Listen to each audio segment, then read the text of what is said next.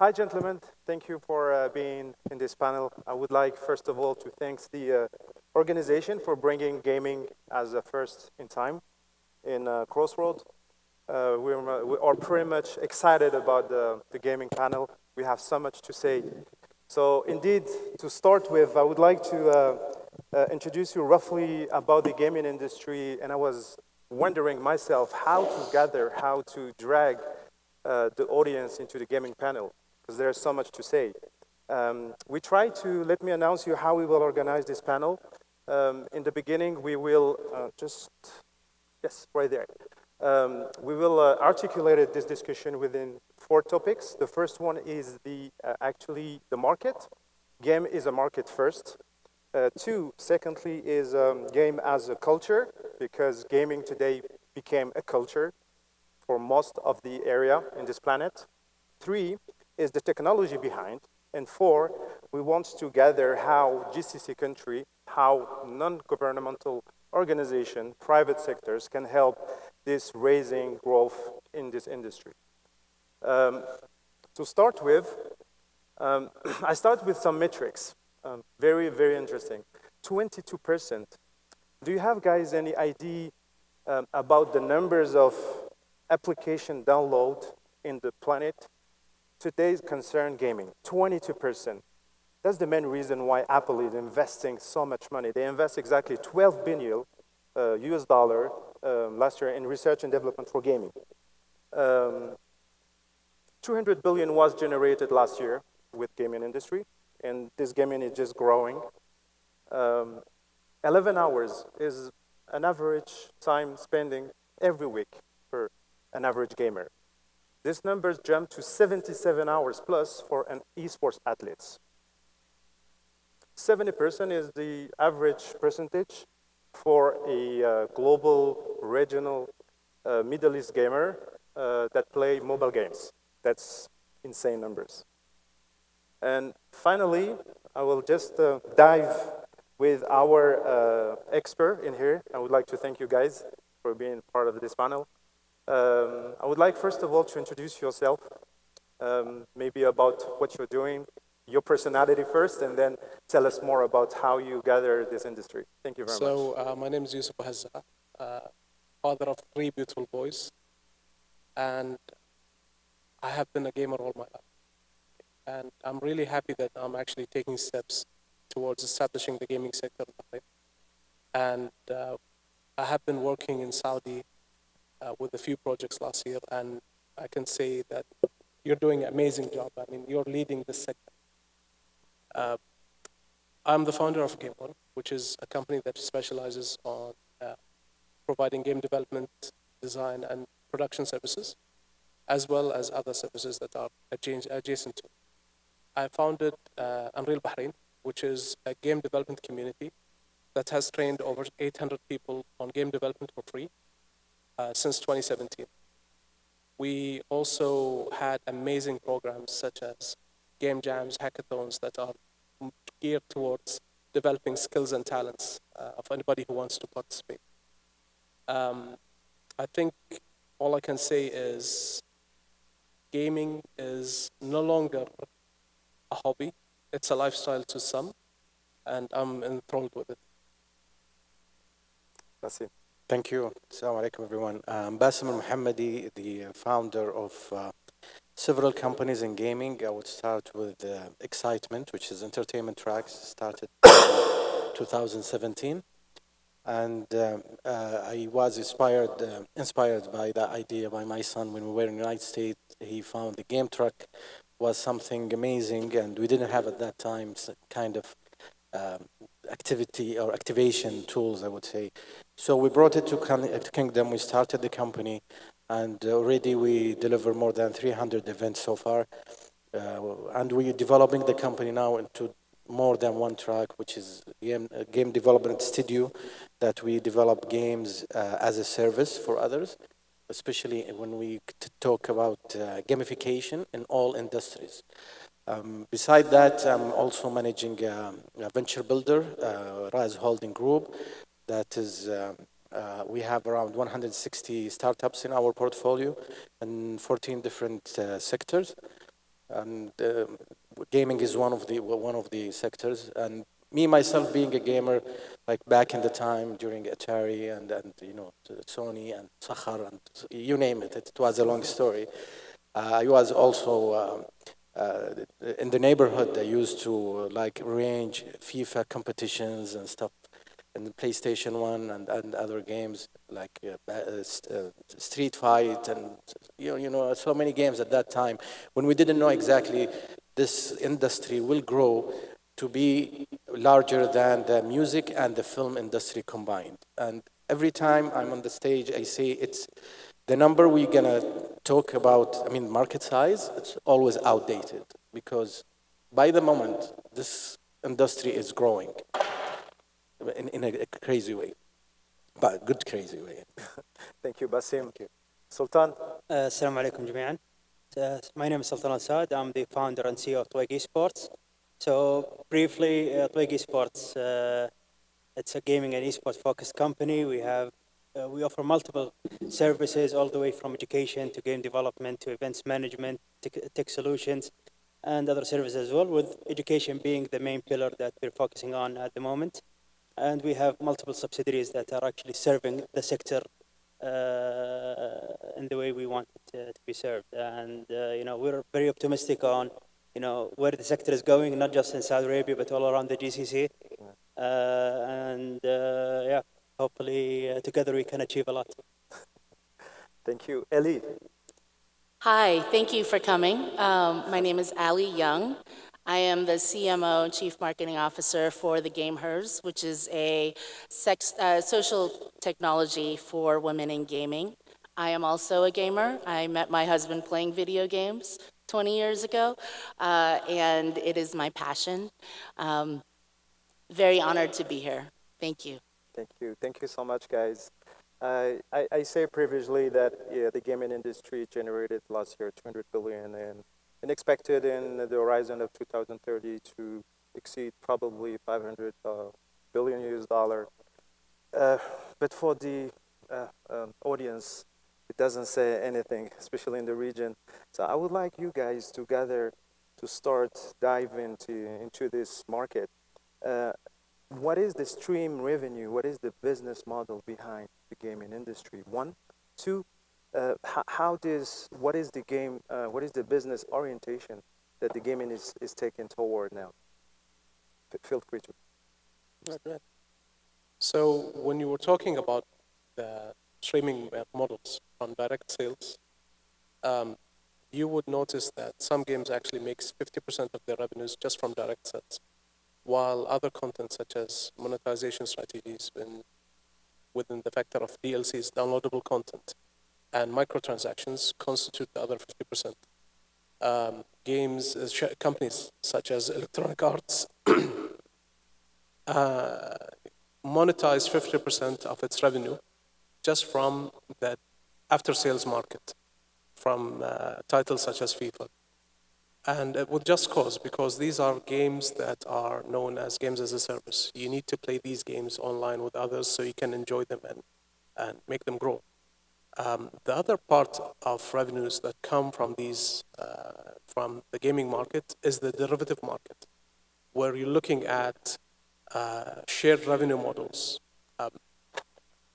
If you have kids, I'm sure that you have heard of the word Roblox, and Daddy, can you buy us Robux so we can buy items from that game? What's really interesting there is the Roblox company has a shared revenue model where they encourage content creators, people to create games on their platform, and they share part of that revenue back to them. I think this was back in 2022. Roblox actually, through its shared revenue model, gave back to content creators $100 million. There's no need to also say about the movie industry and the books industry where they take intellectual properties, IPs, of existing games and they just build it up for the fans. But Basim, you are a game developer. You are at the origin of an extraordinary mobile game. Mobile game became today in the gaming industry an unexpected guest, I would say, because 5 years ago, everybody was betting in cloud gaming and stuff, but realized mobile game became predominant. At the point is for the first year, it reached 56% of the gaming global revenue. I would like to have your inputs about that in the region. Yes, true. Today, uh, the gaming, I mean, the phone games is leading the industry.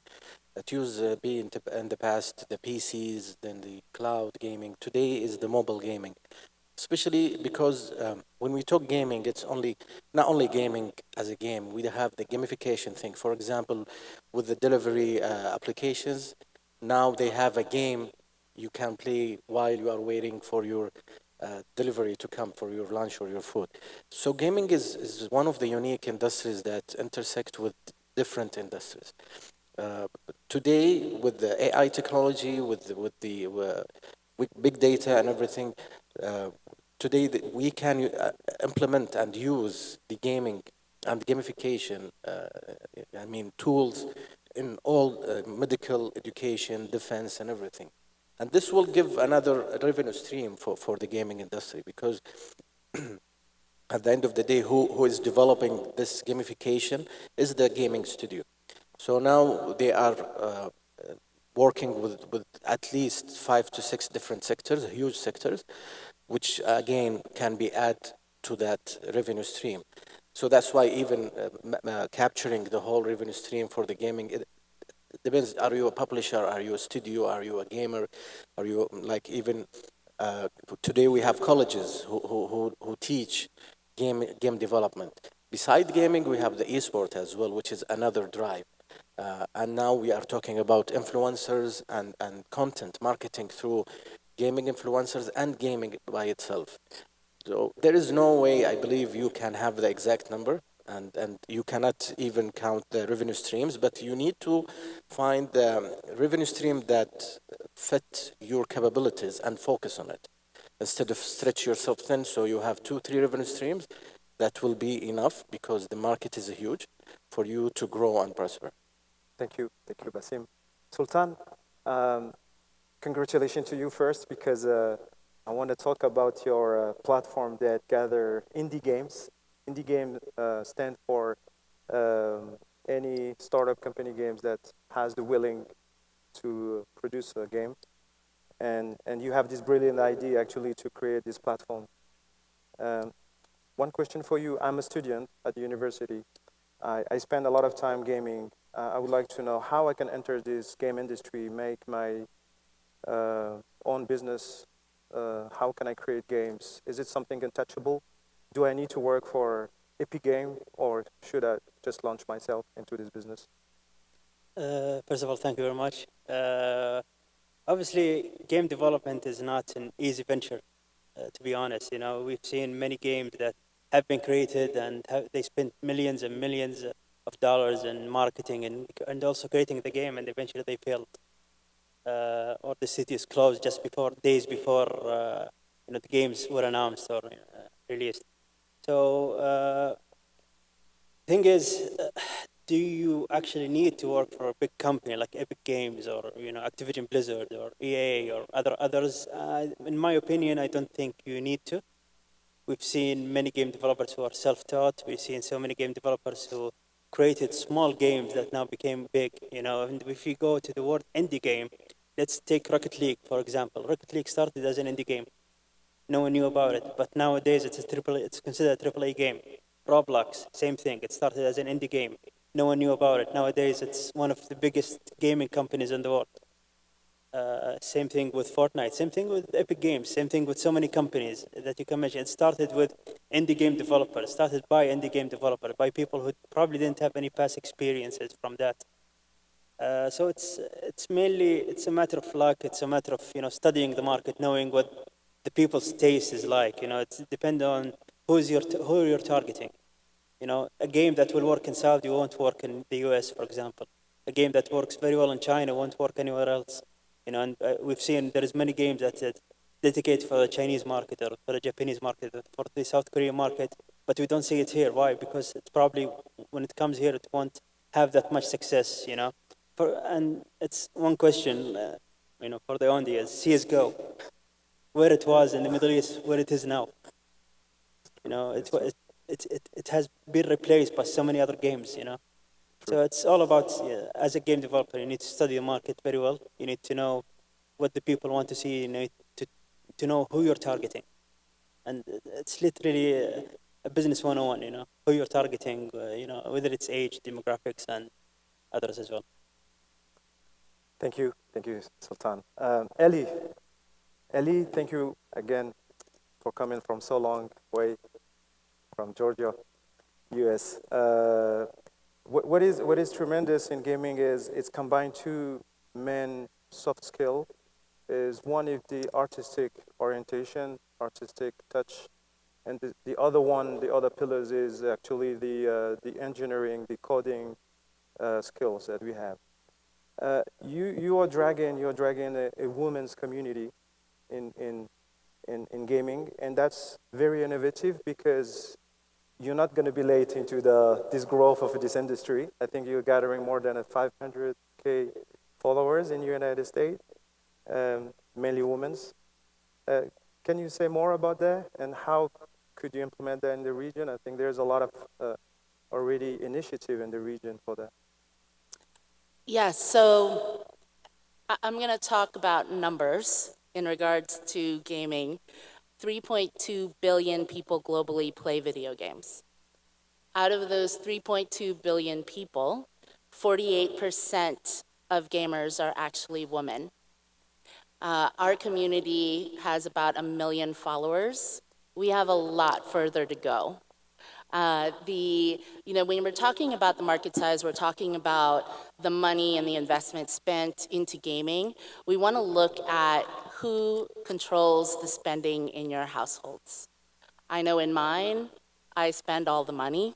I also make a lot of it, right? And so I think that when we're looking at gaming as a whole, we can't ignore the implications of our market spend and looking at it from a culture standpoint as well as a lifestyle as opposed to just traditional sports.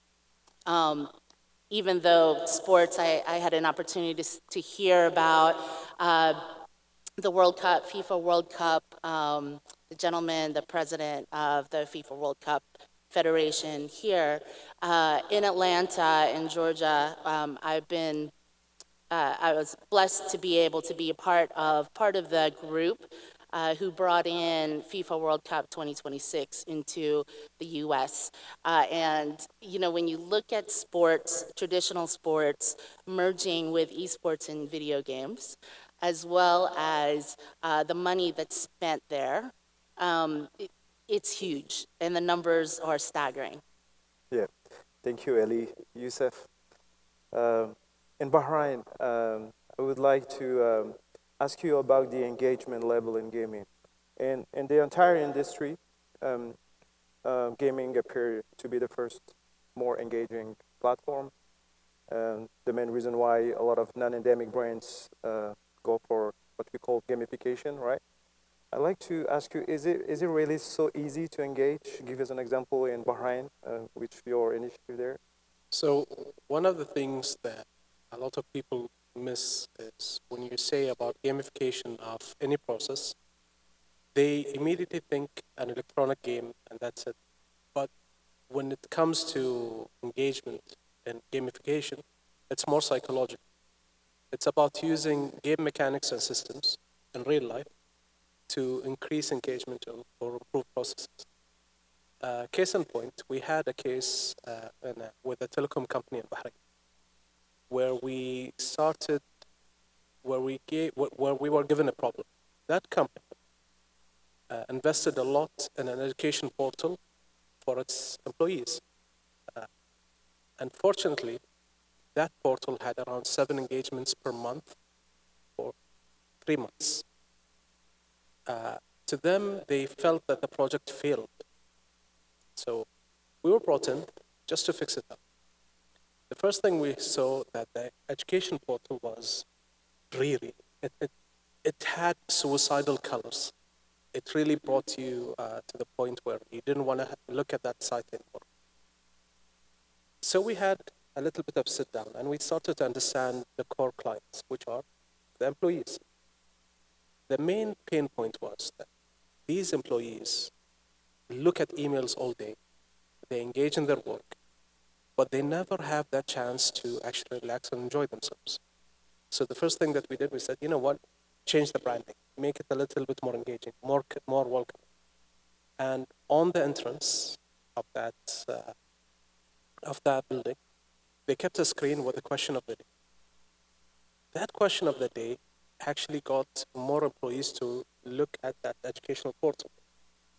The second part was we also linked it up with their human capital KPIs, meaning that people that signed in early, answered the question, got more points from answering that question that was displayed on the screen. And those who came in late were actually also getting the same score, but at penalties for coming in late and answering the question. That increased the engagement of that platform from 7 engagements per month to 700 engagements on the next month, up to 2,000 engagements on the third month. So gaming can be extremely engaging to your audience. Now, your question here is, how can we engage any age? I think you need to understand your core clients or your core customers.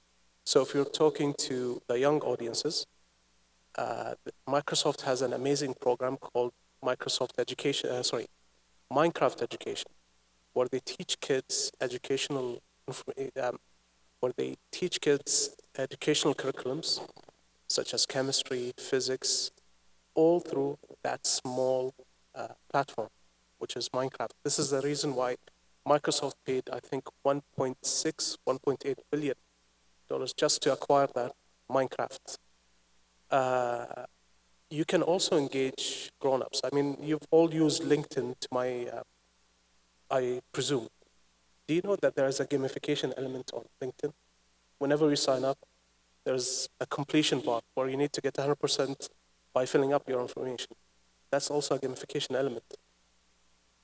Engagement can be on any part, but you just need to understand how to implement it and for who are you implementing it. Thank you. Thank you very much. I would like to jump now on there are various questions from companies. Many companies are dragging the gaming industry, trying to leverage this very powerful audience. Some of them super smart. They just created their own IP, which is not the easy way. We have some example in here. We have Sony, where in the beginning were selling TV. Now they became so major in gaming that they are now the locomotive in the gaming. Tencent were producing movie. Apple were selling phones. And those three ones, just for an example, they drag in today more than 27% of the global revenue. The recent very good example is Copley, that has been acquired a few months ago very smartly by Savi. Congratulations to them. That Monopoly had never generated so much revenue within the first 7 months. They reached $1 billion in 7 months. These numbers I just get it like 2 weeks ago. A question for you, Basim: how any range of company can leverage gaming? How they can create their own IP? Well, first of all, it's a great question, actually. First of all, you need to have a story. I mean, for the game to develop or to deliver, to understand the market itself, to know where are you going based on your capabilities.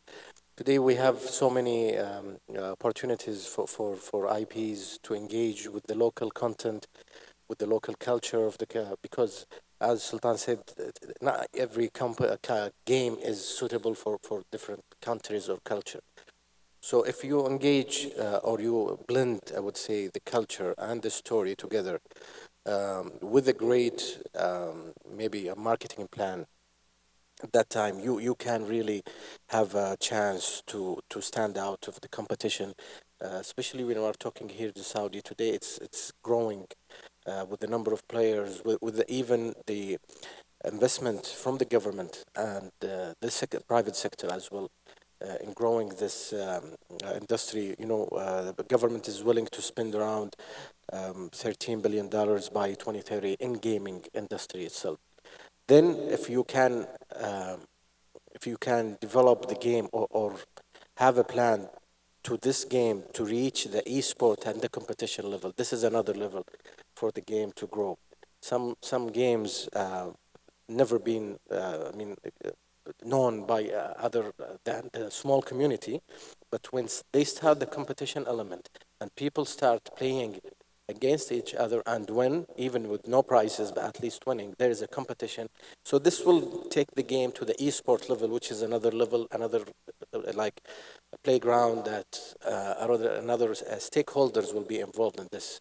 Here, when we talk about event management, we have license for gaming for the competition and everything. So you need to know your capabilities. You need to even partner up with experts. Means I know gaming industry, especially in the region, is still young. Even globally, I mean, it's like 20, 30 years old.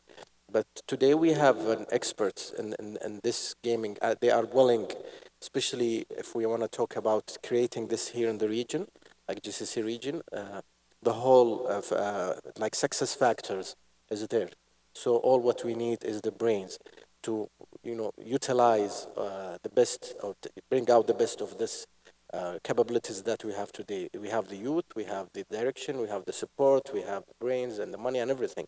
Yeah. So we have all the tools. I mean, this is success when opportunity meets readiness. So today we are ready, and there is an opportunity. So we just need to move in that direction.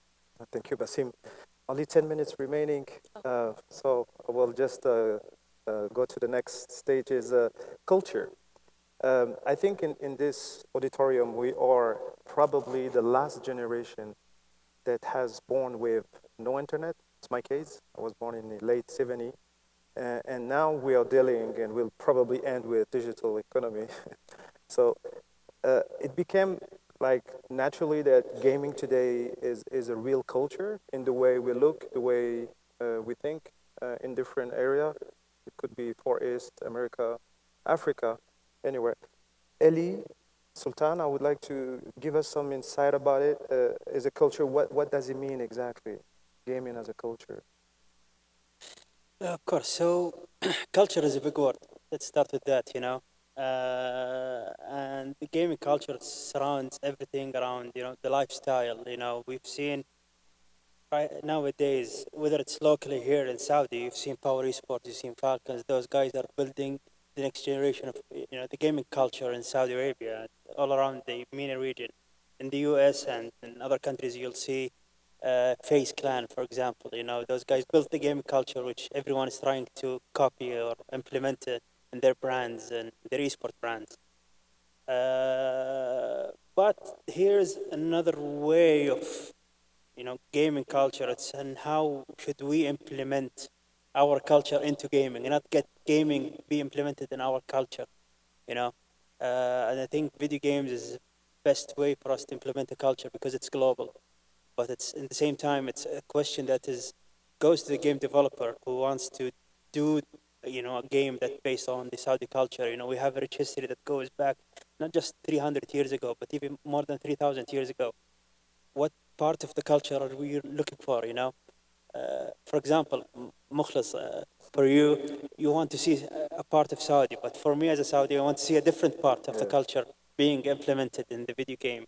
And I think, although I applaud Ubisoft through Assassin's Creed and Assassin's Creed Mirage, and they implemented, the culture of Iraq during that time. But also, in the same time, there are so many points that are not correct, and thankfully here in Saudi you have the Ministry of Culture. I'm sure they'd be more than happy to help. I'm not speaking on their behalf, but I'm sure they'd be more than happy to help, and they can help all the Saudi game developers who wants to do or implement the Saudi culture into games, and bringing that authenticity of the Saudi culture into the game and doing it the right way. Thank you, Sultan. Eli, I'd love to add to that because I find that gaming is such a unifier. right? It's a global unifier. I can I can come to Saudi Arabia for the first time and not know exactly what to wear or maybe how to act, but I can sit and speak with Sultan about what games we both play. And all of a sudden, we have a conversation for hours. And I think that authenticity that you speak about when you're talking about brands integrating gaming into their culture, whether it's gamifying their younger human capital, right? Or whether it's doing a hackathon. We're working with Procter and Gamble, for example, to do a hackathon to create that gaming IP that Mukhlis was talking about. What does that look like? Well, authentic, authentically, we have to ask their audience. We have to ask their culture, their group, and gaming brings all of that together. Yeah. Thank you, Ellie. I was about to say, in the early '80s, to train a computing supercalculator, we at the time we used to work and collaborate with chess player. In the late '90s, it was about the hackers that were training the computing system. Today, to train AI, and most dominantly is to train actually robotics and quantum computing, 100% of the trainee are esports athletes. My little company in esports, two of them are already working with Qualcomm. They train the computing machine. It says a lot, I think, about the education in gaming, how we can leverage actually the incredible amount of time we're spending in gaming to shift it into the real economy. Is it something that we can think to be a part of the national program for education in the future? Is a question for you, Yusuf. So I have a little bit of a different take. So when you are trying to incorporate education into the gaming sector, one of the major challenges is content creation. And content, by any means, is not an easy concept because you need to balance a lot of factors. And we go back again to engagement. One of the things that are important here to consider is if you're using or leveraging generative AI, you have to utilize generative AI to create content, but you can't remove the human element behind it. So use generative AI with responsibility and with direction, and it can accelerate the process of content creation, at least where some of the processes are automated. But you still need to go hands down, test whatever is generated, and you can come up with amazing ideas. For example, imagine during the COVID period, we could have utilized the metaverse as an educational tool for our kids at home, where they could interact with digital mediums just to give them a different experience from what they have in class, or maybe even have the same engagement that they have in classes. So the future only is open to us to explore and experiment on what would work with education and what would not work. Basim, I think Yes, in education and awareness, I mean, it's not only necessarily, it will be a digital game, it would be even a physical game. We've been hired by African organization to teach the farmers what is the ecosystem of the agriculture, because they used to sell only for one guy who usually will take most of the profit from them. Then we designed a board game with card games for them to teach them what is the full ecosystem or the value chain of the agriculture. So we raised their awareness, and now they are making more money than they used to be before with a single game. I mean, it wasn't very easy, but it wasn't very complicated though. So the idea here, we want to, one is to aware or raise the awareness of for the investors to understand the gaming industry and how they would invest in gaming, because it's a totally different business mindset. This is one thing, and the other thing is to even we need, and this is a workshop I'm working on actually with the several government entities. And the other thing is to build the infrastructure for the gaming industry in general. in terms of like technology and even government, I would say regulations and businesses together. Yeah. So this will help to empower the gaming industry, digital or even offline or online. It looks like there's an entire ecosystem with different shareholders that they can leverage and take advantage of gaming. It's just question of coordination, I would say. So, what is for you guys, Eli, Sultan? What is the in few words, because I want to give some time for the question, open question. What is the future of gaming? How you see future of gaming? AR, augmented reality. You know what's interesting is someone said recently to me that their younger child doesn't even identify as a gamer. And it dawned on me that that's so true, right? We go to a movie, we don't call ourselves movieists, right? And so I think that the future of gaming is just something that's very ubiquitous. It's something that is all-encompassing, whether it's from human capital development to employment to entrepreneurship opportunities. It's only going to continue to grow. And the industry as a whole obviously makes use of all types of employment and opportunities, just like any other industry out there. Thank you.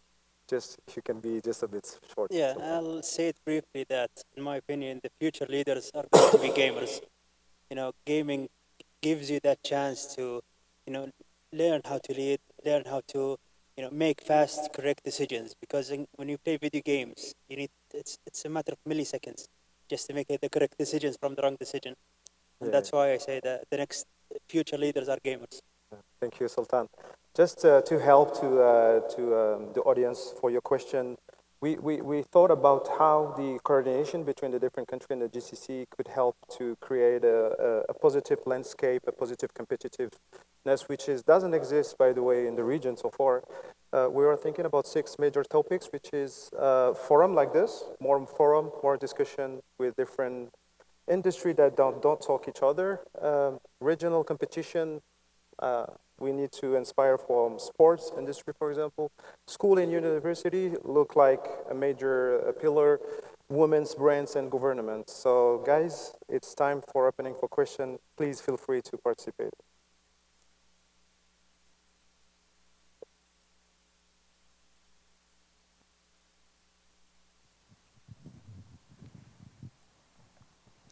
Thank you very much for all your contributions. Very interesting markets, many opportunities. My question was about the revenue sharing. I used to work for a PR company and we donated 10% of the revenue to good causes. It was just a mantra, so to speak. What percentages do you give as a return? Is it a steady percentage? And how does that get distributed? Is that for game developers We or is can- that for industry businesses? Well, you mentioned that platform where there was 10 million, I don't know the exact number, but there was some revenue back to people who contributed content. Yes, Roblox. Roblox.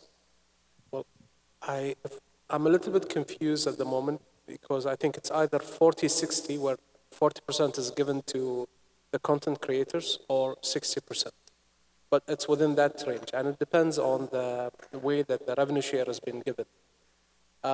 Speaking of revenue share, that's for content creators. There are also other ways of revenue share that comes back for the actual creators of the IP in terms of royalties and and such things. You mentioned also revenue share for good causes.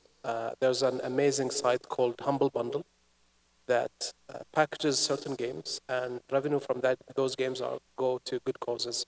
So that's there are plenty of opportunities for revenue sharing, and for what cause are you using it?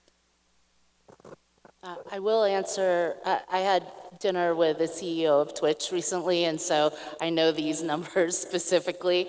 But they actually have a revenue share for their creators that are a 40-60 split. Depending on the streaming platform, depending on the content that's created, there is that. And then also partnership opportunities differ as well. But would love to connect and maybe talk more. Other question? Please. Yeah, sorry. Do we have 5 more minutes, I think? Yeah?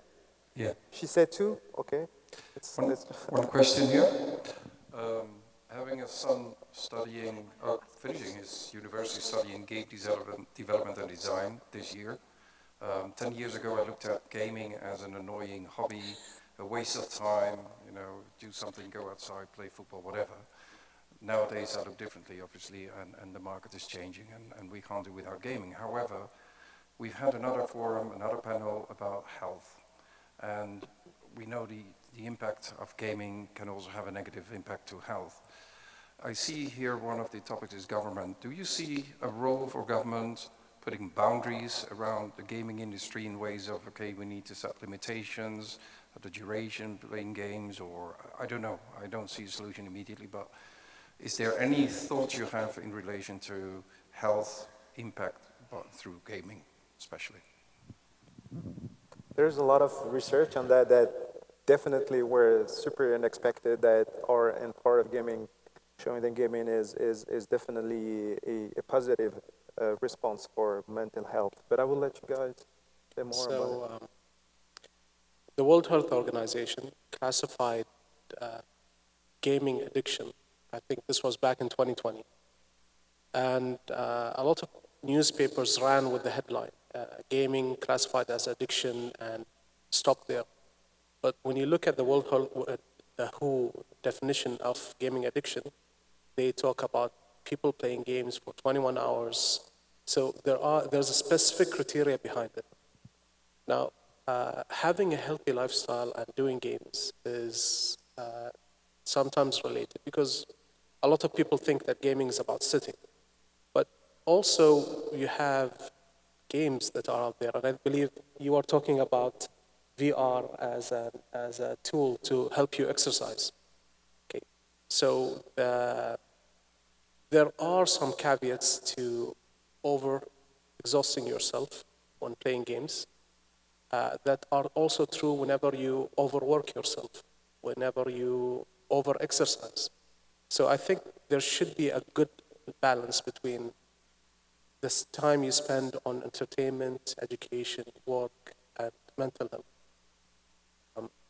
Yeah, also we have the casual, I would say, gamers and the pro gamers. The pro gamers, there are mandates on them to be fit so they can think in a proper way, even nutrition.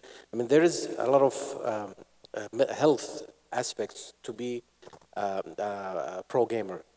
For the casual gamers, I agree. I mean, there should be like kind of balance.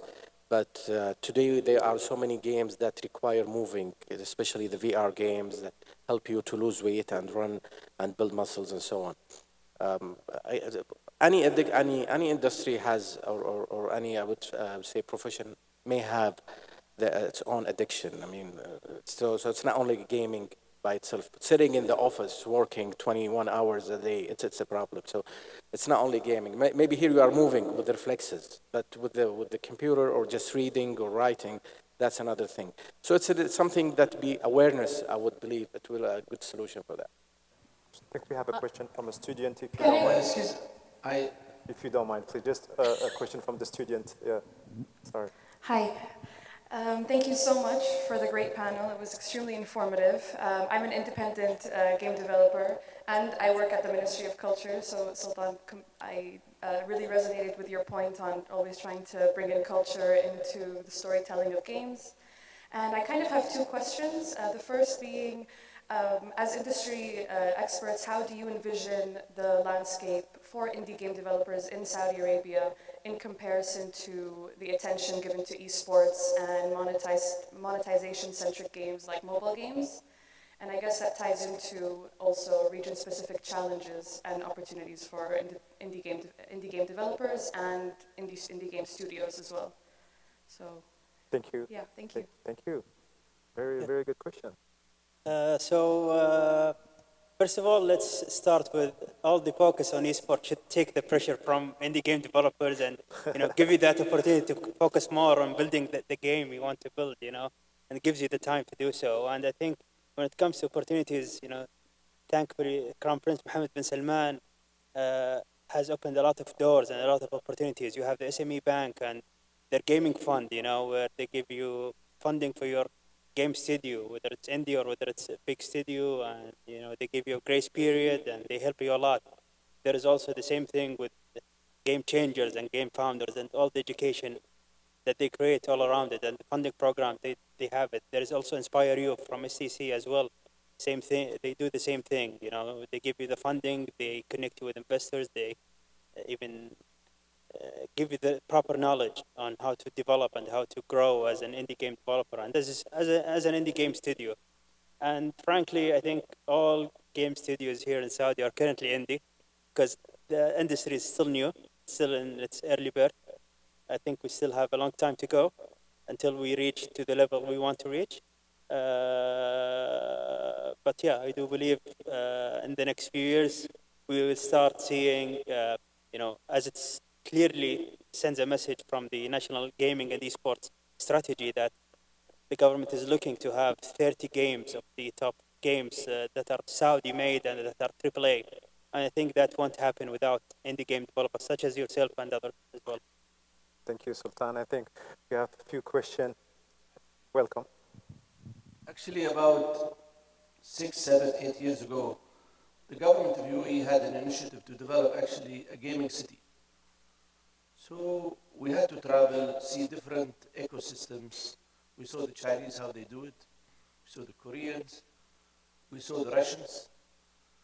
Don't know who else. Singaporeans. We looked at Southeast Asia as a model for several reasons. One, the relation, also the ability to move people. As a result, there were more people. We're starting to see it in different cities in UAE where now not only we are attracting just developers, now we are also attracting professional companies, the Twitch of the world, etc. They're coming. But when you start looking at, and as you guys mentioned, eSport is here, and development is growing. I'll give you an example. I am part of the advisory team of Huawei. We're struggling to find developers for mobile, So it's a challenge. Where do you see, and why? We are not, and also another point is the universities. We don't have a proper system to bring these guys into a level where they are professionals or they are, business oriented. Where do you see the gap that we are not growing from ecosystem, from whatever, compared to these countries? Can I just give you a very short answer about that because it's super interesting. One, I would say why you're struggling to find out game talents developer. There's one good news, one bad news. The good news is the region, the Middle East region is full of talent. They need a framework administrated. The bad news is, unfortunately in gaming, not all talents fit the gaming industry. It's like football. If you would like to find the best footballer, you have more chance to find it in Brazil or France. In gaming, is literally the same. You have super talented game developer in Scandinavia, Estonia, and a few in the region, just because of the frame is not, the infrastructure is not supporting this talent. But I would let my colleagues to get back. I have some experience on this matter from the perspective of Bahrain. So the question that you asked deserves a panel on its own, but we'll try to keep it as short as I can. First off, for the lady that's there, I just wanted to say that I know indie development is extremely difficult, and all you need to do is just focus on what you have. Success doesn't come overnight. Even big companies fail with all the budgets that they have. To answer your question about ecosystems and stuff, building a healthy game development ecosystem requires a healthy entertainment ecosystem, meaning that when you're trying to bring in artists, musicians, modelers, animators, you need to really focus on lining up jobs to them. Okay, if you have big projects, big jobs for these people, they will show up. The second part is the gaming industry is a very specialized market. When you do 3D modeling for games, it's much different than you're doing 3D modeling for architecture or for movies. One of the best cases that I would like to implement in Bahrain, but I don't know if it would work as a model in Saudi, is what Malaysia has done. So Malaysia has this interesting incubator called Level Up. It was developed by efforts of the Malaysian government and the Economic Development Board of Malaysia. So they created a creative incubator that hosted production studios and fashion studios.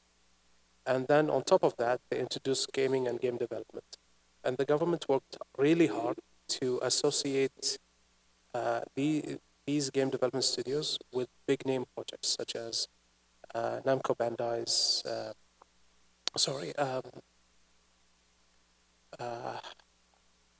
I forgot the name of the studio at the moment. The studio that made Dark Souls, Demon Souls. I think, do you remember the name of the company? What? FromSoft. Okay, so they associated some of those development teams with those big names companies as an outsourcing project where the government was actually subsidizing the cost of development instead of, having FromSoft pay for that development. The government themselves paid for those for that service. The other part is when you're talking about talent acquisition and everything. Again, it's very difficult because the educational system in this region has not yet geared up to the process of teaching how to develop games. And if we really want to look at the history behind it, the games industry did not exist initially in the US and Japan, but they had to start with learning, experimenting, going through a lot of failures, and just succeeding.